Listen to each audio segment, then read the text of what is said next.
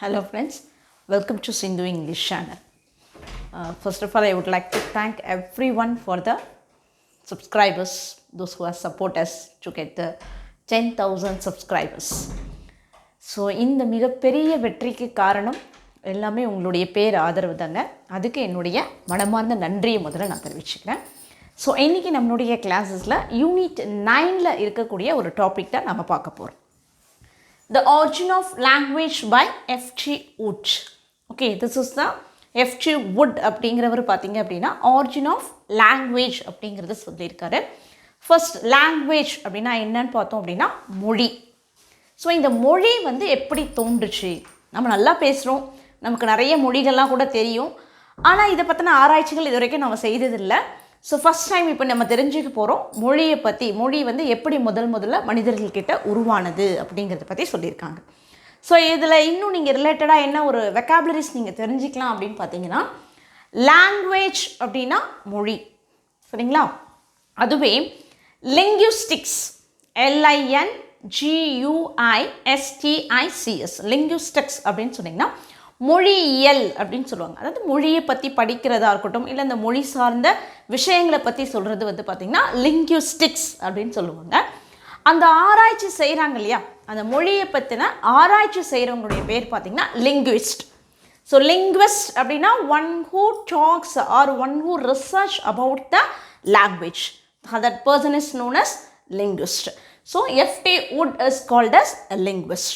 Okay, so இப்போ first மொழி அப்படின்னு சொல்லி நம்ம பார்க்கும்பொழுது பார்த்திங்க அப்படின்னா, மொழி அப்படிங்கிறது ஒரு பேசுகிறதுக்காக தான் முதல்ல இருந்தது, சரிங்களா? ஸோ முதல்ல ஒருத்தருக்கான அந்த தொடர்பு படுத்துகிறாங்க இல்லையா, கம்யூனிகேஷன் அப்படின்னு சொல்லுவோம். அந்த கம்யூனிகேஷன்ஸ்க்கு ஃபஸ்ட்டு என்ன தேவை? பேசுகிறது. அதுதான் வந்து சொல்லியிருக்காங்க. So the first thing to realise is that the language is primarily something that is spoken, not written. So நம்ம எடுத்த உடனே என்ன ஆகலை, எழுதுறதுக்கு பழகலை, முதல்ல நம்ம பேச பழகணும். இப்போ ஒவ்வொருத்தரோட நம்ம பேசுகிறத முதல்ல தெரிஞ்சுக்கிட்டோம் ஃபஸ்ட்டு. அதுக்கப்புறமா தான் என்ன ஆகுது அப்படின்னு பார்த்தீங்க அப்படின்னா, இப்போ அந்த எழுத்து வடிவங்கள் வருது. அதாவது நம்மளுடைய முன்னோர்கள் ஆரம்ப காலத்தில் வாழ்ந்தாங்க இல்லையா, ஸோ அப்போ அந்த முன்னோர்களுடைய வாழ்க்கை முறைகளோ இல்லை அவங்க என்ன மாதிரியான கருத்துக்களெல்லாம் சொல்லியிருக்காங்க அப்படிங்கிறத வெறும் பேச்சு வழக்கு மூலயமா நம்மளால் என்ன பண்ண முடியல, தெரிஞ்சிக்க முடியல. அப்போ தான் என்ன ஆகுது, அந்த ரிட்டன் ஃபார்ம் தோன்றுது, அந்த எழுத்து முறை வந்து அப்போ தான் தோன்றுது. அப்போ அந்த எழுதும் பொழுது அவங்களோட வாழ்க்கை முறைகளாகட்டும், பண்பாட்டு முறைகள், இது எல்லாமே நாம் தெரிஞ்சுக்கிறோம். அப்போ நம்மளுடைய அந்த பழைய நூல்கள் இருக்கட்டும் பாருங்கள், தமிழில் எடுத்துக்கிட்டிங்க அப்படின்னா அகநானூறு, புறநானூறு போன்ற தமிழ் இலக்கியங்கள்லாம் இருக்குது பார்த்தீங்களா. ஸோ அதுலேயும் பார்த்திங்க அப்படின்னா அந்த பாடல்கள் மூலயமா நம்ம என்ன பண்ணுறோம், நம்ம முன்னோர்களுடைய வாழ்க்கை முறையை தெரிஞ்சுக்கிறோம். அதே மாதிரி தாங்க ஆங்கிலத்தில் நிறைய கவிஞர்கள் அவங்களோட அந்த லைஃப் ஸ்டைல் ஆகட்டும், இல்லை வந்து எப்படி வந்து அப்போல்லாம் இருந்தாங்க அப்படிங்கிறது எல்லாமே வந்து அந்த ரிட்டன் ஃபார்ம் இருந்ததுனால தான் நம்மளால் தெரிஞ்சுக்க முடிஞ்சுது அப்படிங்கிறத செகண்ட் பாயிண்ட்டாக சொல்கிறோம். The introduction of a system of recording thought. அப்போ ரெக்கார்டிங் அப்படிங்கிறது அவங்க பேசுகிறது என்ன அப்படிங்கிறத நம்ம ரெக்கார்ட் பண்ணுறது, அதான் recording thought and speech by writing and later by printing. முதல்ல என்ன ஆகுது, எழுத்து முறை வந்தது, அதுக்கப்புறமா தான் பிரிண்டிங் வந்தது, அச்சிடுற முறை வந்துச்சு. Writing and later by printing was a very important step forward and without it we should be very largely ignorant of the ways of life and the modes of thought of our ancestors. So ancestors அப்படின்னா நம்மளுடைய முன்னோர்கள். ignorant அப்படின்னா அறியாமை. அப்போ இந்த எழுத்து முறை இல்லை அப்படின்னு சொன்னால் நம்ம என்ன பண்ண முடியாது, நம்மளுடைய பண்டைய கால வாழ்க்கை முறையாகட்டும், முன்னோர்கள் பற்றின எந்த விஷயமும் நமக்கு தெரியாமலே போயிருக்கும். இப்போ திருவள்ளுவர் இருக்கார், திருவள்ளுவர் வந்து திருக்குறளை எழுதி வச்சுட்டு போனதுனால தான் நமக்கு தெரியும். இப்போ அதுவே வாய்வழி இலக்கியங்களாக அவர் சொல்லி வச்சுருந்தாருன்னா அது அந்தளவுக்கு நம்மக்கிட்ட வந்து ரீச் ஆகிருக்குமா? முடியாது இல்லையா? அதை தான் இங்கே சொல்ல வராங்க. அப்போ அந்த மொழி வந்து பார்த்திங்கன்னா ஆரம்ப காலத்தில் பேச்சு மொழியாக இருந்தது, அதுக்கப்புறம் அந்த பேச்சுக்கள் என்ன ஆகுது, எழுத்து முறையாக மாறுச்சு. அந்த எழுத்து திரும்பவும் என்னாக மாறுது, அச்சிடு முறையாக மாறுச்சு அப்படிங்கிறத சொல்லணும். ஸோ அப்போ முதல்கது பேச்சு தான். அப்போ printing and writing R only substitutes for the speech. So நம்ம முன்னோர்கள் என்ன பேசினாங்க அப்படிங்கிறதுக்கு ஒரு ஆதாரமாக தான் என்ன இருக்குது, இந்த அச்சிடு முறையும் எழுத்து முறையும் இருக்குது அப்படிங்கிறத அவர் சொல்லியிருக்கார். Next, language is evolutionary not static. Okay, language is evolutionary. அதாவது எவல்யூஷனரி அப்படின்னு பார்த்தீங்கன்னா பரிணாம வளர்ச்சி அப்படின்னு சொல்லுவாங்க. Not static. மொழி அப்படின்னு பார்த்தீங்க அப்படின்னா நாளுக்கு நாள் வந்து மாற்றம் அடைந்து கொண்டு வளர்ந்து கொண்டே தான் இருக்கிறது. சரிங்களா? ஸோ அன்னைக்கு வந்து ஒரு 10 நூற்றாண்டுக்கு முன்னாடி பேசுகிற மொழி தான் நம்ம இன்றைக்கும் வந்து நடைமுறைப்படுத்திகிட்டே இருக்கிறோம் அப்படின்னா கிடையாது. ஒவ்வொரு நாளும் என்ன ஆகிட்டே இருக்குது, புதுசான வார்த்தைகள் உருவாயிட்டேவும் இருக்குது. சில மாற்றங்கள் நிகழ்ந்து கொண்டே தான் இருக்குது. ஒரு சில மாற்றங்கள் நிகழ்ந்துக்கிட்டே இருக்குது. அதே மாதிரி பார்த்திங்கன்னா மொழி வந்து நல்லா வளர்ச்சி அடையவும் செய்திருக்கிறது அப்படிங்கிறது சொல்கிறாங்க. அதுதான் language is evolutionary not static அப்படின்னு சொல்கிறாங்க. So if you look a passage from Chaucer, அதுக்கு ஒரு எக்ஸாம்பிள் என்ன சொல்கிறாங்க அப்படின்னு பார்த்தீங்கன்னா சார்சர். ஸோ நமக்கு எல்லாருக்குமே தெரியும் சார்சர் வந்து எந்த நூற்றாண்டில் வாழ்ந்திருக்காரு அப்படின்னு சொல்லிட்டு. So if you look a passage from Chaucer who was writing towards the end of the 14th century. He was writing towards the end of the 14th century. 14ஆம் நூற்றாண்டுடைய இறுதி காலத்தில் எழுதக்கூடிய ஒரு மிகப்பெரிய கவிஞர். So and compare it with the English that is spoken and written today. So அதை வந்து நம்ம என்ன பண்ணுறோம், இப்போ இருக்கக்கூடிய இங்கிலீஷோட கம்பேர் பண்ணுறோம். ஸோ டோட்டல் டிஃப்ரென்ஸ் கிடையாது, there are something changes. So அதே பாருங்கள், ஆங்கிலோ சாக்சன்ஸ் பீப்புளுக்கும் சார்சருக்குமே பார்த்தீங்க அப்படின்னா ஒரே மாதிரி இருந்ததில்லை அப்படின்னு சொல்கிறாங்க. In fact Anglo Saxon is much more unlike Chaucer's English than Chaucer English is unlike ours. Okay, so எல்லாத்துக்குமே வந்து பார்த்திங்க அப்படின்னா டிஃப்ரென்சஸ் இருக்குது. ஸோ இப்போ இந்த ஆங்கிலோ சாக்சன் அப்படிங்கிறவங்க யார் அப்படின்னு பார்த்தீங்கன்னா எ குரூப் ஆஃப் பீப்புள், அதாவது நொமேடிக் பீப்புள் அப்படின்னு சொல்கிறாங்க இல்லைங்களா, நாடோடிகள்னு சொல்லுவாங்க பாருங்கள், அந்த மாதிரி. ஸோ இவங்க வந்து ஆங்கிலோ சாக்சன் அப்படிங்கிறவங்க ஸோ இந்த நார்த் சி ஐலாண்ட்லேருந்து பிரிட்டனில் வந்து குடியேறினவங்க அந்த மக்கள். ஸோ அப்போ அவங்க பேசுகிற மொழிக்கும் சார்சருக்குமே பார்த்திங்கன்னா டிஃப்ரென்ஸ் இருக்கும். சார்சருக்கும் இப்போ நம்ம பேசக்கூடிய மொழிக்கும் டிஃப்ரென்ஸ் இருக்குது. அப்போ என்ன ஆகுது, மொழி வந்து தொடர்ந்து அந்த பரிணாம வளர்ச்சிகளில் மொழி வந்து வளர்ச்சி அடைந்துக்கிட்டே தான் இருக்குது அப்படிங்கிறத சொல்கிறாங்க. So next, the speech is the major difference between human and animal. So நமக்கும் மனிதருக்கும் இருக்கக்கூடிய மிகப்பெரிய வித்தியாசம் என்ன அப்படின்னு பார்த்தீங்க அப்படின்னா இந்த மொழி தாங்க.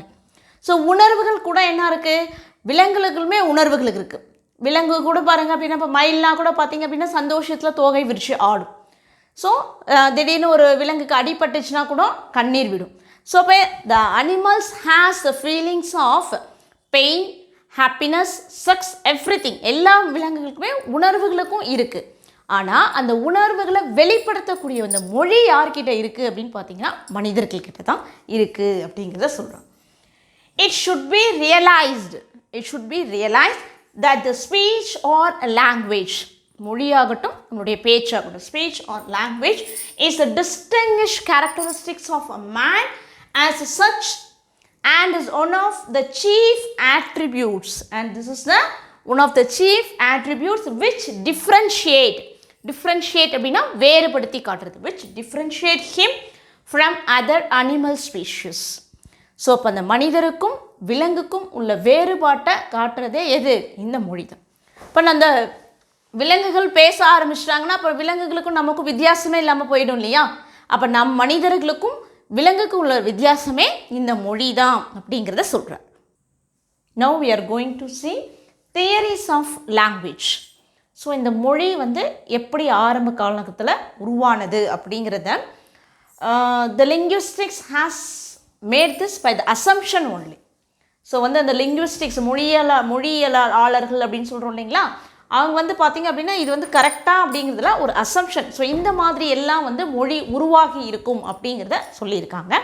அதில் வந்து ஒரு 4 தியரியை சொல்லியிருக்காங்க. ஸோ இப்படி தான் வந்து மொழி உருவானது அப்படின்னு சொல்லிட்டு. So you listen this carefully. For every exams, for every year PGTRP exams they are asking the questions based on this topics. So ஒவ்வொரு PGTRBலையுமே பார்த்திங்க அப்படின்னா இந்த 4 தியரியை பேஸ் பண்ணி ஒரு கொஷின்ஸ் வந்துட்டு தான் இருக்குது. ஸோ இது நல்லாவே கவனிங்க, ரொம்ப ஈஸி தான், இது ஈஸியாக ஞாபகம் வச்சுக்கோங்க. ஓகே, ஸோ ஃபஸ்ட்டு பார்த்திங்க அப்படின்னா பவ் வவ் தியரி. ஓகே, இது எப்படி ப்ரொனவுன்ஸ் பண்ணுறோம்? Bow wow theory. Okay, bow bow bow அப்படின்னு சொல்லுவேன். பவ் பவ் அப்படின்னா எப்படி சொல்லுவோம்? இந்த நாய் குலைக்கிறதுக்கு தான் என்ன பண்ணுவோம் அப்படின்னா பவ் பவ் அப்படின்னு சொல்லுவோம். சரிங்களா?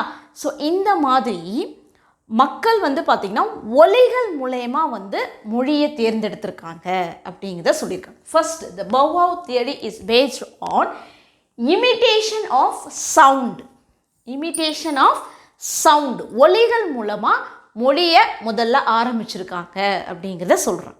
ஓகே, ஸோ அதுக்கு எக்ஸாம்பிள்ஸாக என்னென்ன சொல்லியிருக்காங்க அப்படின்னு பார்த்தீங்கன்னா, அந்த நம்ம ஃபிகர் ஆஃப் ஸ்பீச்சஸ்லேயே பார்த்துருப்போம். ஸோ போயம்லலாம் வந்து கம்பேர் பண்ணும்பொழுது வந்து பார்த்திங்கன்னா அந்த ஒலிகளை சம்பந்தப்பட்ட வார்த்தைகளை வந்து என்ன சொல்லுவோம் அப்படின்னா அனமட்டோஃபோயிக் வேர்ட்ஸ் அப்படின்னு சொல்லுவோம். அனமட்டோஃபோயிக் வேர்ட்ஸ் அப்படின்னு சொல்லுவோம். So that is here snake, water, wind. இப்போ இந்த ஸ்னேக் வந்து எப்படி சத்தமிடும் அப்படின்னு இல்லையா? இப்போ நாம் யாராக ஒருத்தரை சைலண்ட்டாக கூப்பிடணும் போது எப்படி கூப்பிடும்? அப்படி தானே கூப்பிட்றோம். சைலண்ட்டாக கூப்பிடும் பொழுது அப்போ நாமெல்லாம் பாம்பா? இல்லை இல்லையா? அதுதான் சொல்லுவோம். அந்த பாம்பு மூலயமா அந்த மாதிரி சின்ன சின்ன அந்த சத்தங்கள் மூலயமா மொழி உருவாகி இருக்கலாம். அது ஒருத்தருடைய கருத்து. ஃபஸ்ட்டு இது அதுதான். So imitation of sound. Bow wow theory is based on imitation of sound. Okay, imitation அப்படின்னா என்ன தெரியும்? ஒரே மாதிரி போல் இன்னொருத்தர் மாதிரி இருக்கிறது தான். இமிட்டேட் பண்ணாதீங்க அப்படின்னு சொல்லுவாங்க இல்லையா? அந்த மாதிரி ஒலிகள், அந்த ஒலிகள் மூலமாக மொழி தோன்றி இருக்க வாய்ப்பு இருக்குது. அதுக்கு சில எக்ஸாம்பிள்ஸாக என்ன சொல்கிறாங்கன்னு பார்த்தீங்கன்னா ஸ்னேக், வாட்டர், விண்ட். ஸோ இப்போ தமிழில் பார்க்கும்பொழுது அந்த இரட்டை கிளவி அப்படின்னு சொல்லுவாங்க பாருங்கள். சலசல, நல்லா காற்று சலசலன்னு அடிக்கு, கடகடன்னு ஓடு அப்படின்லாம் சொல்கிறாங்க இல்லையா? அப்போ அந்த கடகடன் தண்ணி மாதிரி நல்லா ஃபோர்ஸாக போடு, கடகடன்னு தண்ணியை ஓடுச்சு அப்படின்னு சொல்லுவாங்க பாருங்கள். ஸோ அந்த சத்தங்கள் மூலயமா இந்த மாதிரி வார்த்தைகள்லாம் ஒலிகள்லாம் வந்திருக்கலாம் அப்படின்னு சொல்கிறாங்க. அதுக்கு சில எக்ஸாம்பிள்ஸ் என்னென்ன கொடுத்துருக்காங்கன்னு பார்த்தீங்கன்னா puff, okay, puff. So puff அப்படின்னா டஸ்ட், புழுதி அப்படின்னு சொல்லுவாங்க. அதே மாதிரி whine, wail, whistle, babble. Okay, so whine அப்படின்னு பார்த்தீங்க அப்படின்னா இந்த இடத்துல இந்த என்ன அர்த்தம்னு பார்த்தீங்கன்னா ஓலமிடுதல் அப்படின்னு சொல்கிறாங்க. வைன் அப்படின்னா ஓலமிடுதல். வெயில் அப்படின்னாலும் அதான், அதாவது சோகத்தில் இருக்கும் பொழுது வரக்கூடிய சத்தங்கள் அப்படின்னு சொல்கிறாங்க. விசில் தெரியும், குலவச்சத்தம்லாம் சொல்கிறாங்க பாருங்கள். குலவச்சத்தம் சொல்கிறாங்க இல்லையா? விசில். பேபல் அப்படின்னா மழலை சத்தம் அப்படின்னு சொல்கிறாங்க. அப்போ இந்த ஒலிகள் மூலயமா மொழி வந்து முதல்ல தொடங்கி இருக்கலாம் அப்படிங்கிறது ஒரு சிலருடைய கருத்து. அது first theory, bow wow theory. It is based on imitation of sound. அடுத்ததாக பாருங்கள் ding dong theory. The second one is ding dong. So நம்ம போடும்பொழுதே சொல்லும்பொழுதே ஒரு ரித்தம் வந்து போகுது இல்லையா? Ding dong. அப்போ அந்த கடிகாரத்துலலாம் பார்த்தீங்க அப்படின்னா அந்த மணி அப்படி ஓடி போய் இப்படி வர மாதிரி இருக்கும், சவுண்டு சொல்கிறாங்க இல்லையா? அதை தான் இப்போ இங்கே என்ன சொல்கிறாங்க அப்படின்னா imitation of moment. Imitation of moment, அதாவது ஏதாவது ஒரு நம்ம வேலை செய்யும் பொழுது நம்மளை அறியாமலே நம்மளுடைய உடலில் ஏற்படக்கூடிய ஒரு மாற்றங்கள், சரிங்களா? அந்த மாற்றங்கள் மூலயமாக என்ன இருக்கலாம்? மொழிகள் உருவாகியிருக்கலாம். அப்போது இப்போ சாதாரணமாக நடந்து போகும்போதே பாருங்கள், கையை நல்லா அப்படி வீசிக்கிட்டு நடப்போம். இப்போ இந்த கையை வீசுறது பார்த்திங்கன்னா ஸ்விங் மூமெண்ட் சொல்லுவாங்க இல்லையா? இந்த ஊஞ்சல் போயிட்டு வர மாதிரி ஸ்விங் மூமெண்ட் சொல்கிறாங்களே, அந்த மாதிரி அசைவுகள் இருக்கக்கூடிய ஒரு ஒலிகளாக இருக்கலாம். ஓகே, அதுதான் வந்து பார்த்திங்க அப்படின்னா டிங் டாங் தியரி. ஸோ இப்போ ding dong theory is based on imitation of moment. Imitation of moment அப்படின்னு சொல்கிறோம். இப்போ நம்ம துணி துவைக்கிறோம்னு வச்சுக்கோங்களேன். இப்போ எல்லோரும் ஒன்றா சேர்ந்து ஒரு 10 பேர் சேர்ந்து துணி துவைப்போம். ஒன்றா அந்த துணியை தூக்கி இந்த கல்லில் அப்படி அடிப்பாங்க பார்த்தீங்களா? துணியை அப்படி ஃபோர்ஸாக கல்லில் அடிக்கும் போது டக் டக் பழைய படங்களில் பல சினிமாலெல்லாம் பார்த்தீங்க அப்படின்னா சவுண்ட் போகும். எல்லோரும் சேர்ந்து ஒன்றா அப்படி அடிக்கும்பொழுது ஒரு சத்தம் வரும் பாருங்கள். அப்போ அது ஒரு மூமெண்ட்டு தானே? அந்த ஒரு மூமெண்ட்லேருந்து ஒரு சத்தம் வருது இல்லை? இப்போ வந்து பார்த்திங்கன்னா நீர் இறைக்கிறாங்க இல்லையா? ஏத்தம் இறைக்கிறதுன்னு சொல்லுவாங்க பாருங்கள். அப்போ அந்த ஏத்தம் இறைக்கும் போது ஒரு வேலை செய்யும் போது அந்த தண்ணியை கீழேருந்து மேலே ஊற்றும் பொழுது அப்போ ஒரு பாடல் மாதிரி பாடிக்கிட்டுலாம் சொல்லுவாங்க. அப்போ அந்த மாதிரியான சவுண்ட்ஸ் அதன் மூலயமா மொழிகள் என்ன இருக்கலாம்? உருவாகிருக்கலாம் அப்படின்னு சொல்கிறாங்க. இப்போ இதில் நாம் தெரிஞ்சிக்க வேண்டியது என்ன? Ding dong theory is based on imitation of moment. So அதுவும் பார்த்தீங்கன்னா the sense of rhythm. The sense of rhythm, and this was given by the Max Muller and the Butcher. German scholars. So இவங்க 2 பேரும் தான். Maths Muller தான் வந்து பார்த்திங்கன்னா இந்த தியரியை கொண்டு வரார். ஓகே, இவர் கூடவே இன்னும் வேறு யார் இதுக்கு ரிலேட்டடாக சொல்லியிருக்காங்கன்னு பார்த்தீங்கன்னா Butcher. So Butcher and Max Muller both are belong to as a German scholars. So they belongs to the German country. Okay, so அப்போ டிங் டாங் தியரிக்கு ரிலேட்டடாக யார் இருக்காங்க அப்படின்னு பார்த்தீங்கன்னா Max Muller and Butcher. Okay, next இதுக்கு examples அவங்க என்ன சொல்கிறாங்க அப்படின்னு பார்த்தீங்கன்னா savage war dance, medieval ballads and sea chanties. Okay, so பேலட்ஸ்னால் என்ன நமக்கு தெரியும், இந்த தெருக்கூத்து பாடல்கள் சொல்கிறாங்க இல்லையா, இந்த மாதிரி அந்த அசைவுகள் மூலயமா இதெல்லாம் வந்திருக்கலாம். மொழிகளில் பாடல்களெல்லாம் இப்படி தான் வந்து வெளிவந்திருக்கும் அப்படிங்கிறத சொல்கிறாங்க. நெக்ஸ்ட் தேர்ட் தியரி இஸ் பூ தியரி. ஓகே, பூ தியரி, பூ தியரி. ஓகே, இப்போ இது சொல்லும் பொழுதே பார்த்தீங்க அப்படின்னா expressions of emotion, pain, surprise, pleasure or wonder. Wow, சின்னதாக ஒரே ஒரு வார்த்தை தான் சொல்லுவோம். அப்போ அந்த ஒரு வாவ் அப்படின்னு நம்ம எப்போ சொல்லுவோம், ஒரு அழகான விஷயத்தை பார்த்து சொல்லுவோம். சரிங்களா, நம்மளுடைய அந்த எக்ஸ்ப்ரெஷன் ஐயோ, அப்போ இதை எப்போ சொல்லுவோம், ஏதாவது ஒரு விபரீதமான ஒரு எண்ணம். அப்போ இந்த சின்ன சின்ன எக்ஸ்ப்ரெஷன்ஸே நமக்கு என்ன ஆகுது, நம்மளுடைய உணர்வுகளை வெளிப்படுத்துது. ஸோ இப்போ இந்த எக்ஸ்ப்ரெஷன்ஸ் மூலயமாக என்ன இருக்கலாம், மொழிகள் உருவாகியிருக்கலாம் அப்படின்னு சொல்கிறேன். அதுதான் வந்து பார்த்தீங்க அப்படின்னா third one, pooh theory. So this is based on expressions of emotions. Thus emotions may be happiness or sorrows. சந்தோஷமாகவும் இருக்கலாம், இல்லை துக்கமாகவும் இருக்கலாம் அப்படிங்கிறத சொல்கிறாங்க.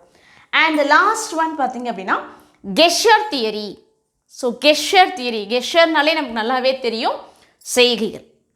சரிங்களா, இப்போ ஒன்றும் இல்லைங்க, எல்லா இடத்துலையுமே வந்து மொழிகள் தான் வந்து முக்கிய ஒரு தொடர்பு படுத்துறதுக்கு காரணமாக இருக்குது.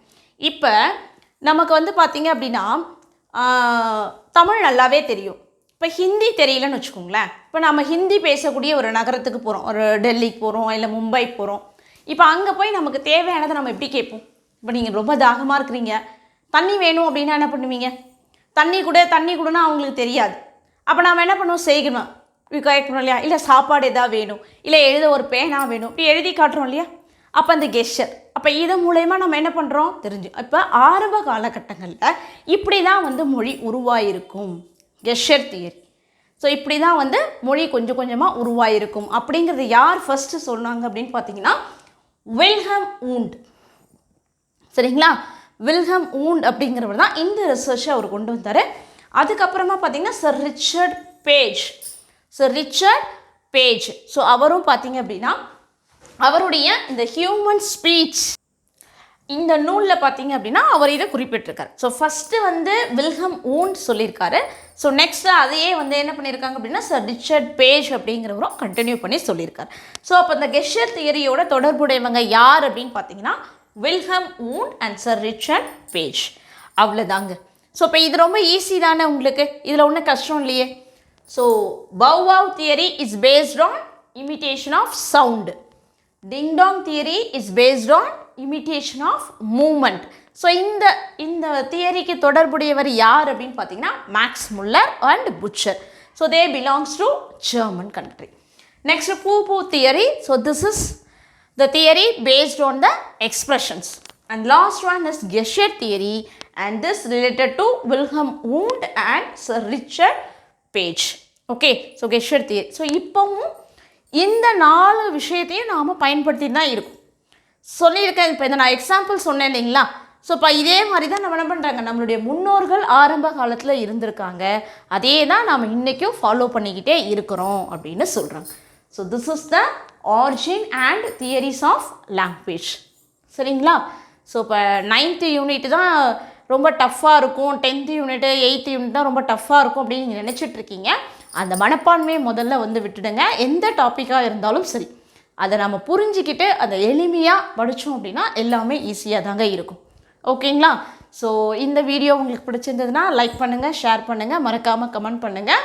ஸோ நம்மளோட சேனலில் புதுசாக பார்க்குறீங்க அப்படின்னா மறக்காமல் சப்ஸ்கிரைப் பண்ணிக்கோங்க. அப்போ தான் அடுத்தடுத்து நான் போடுற எல்லா வீடியோஸஸும் உங்களுக்கு வந்து சேரும். Okay, thank you all. I will meet on another interesting topic.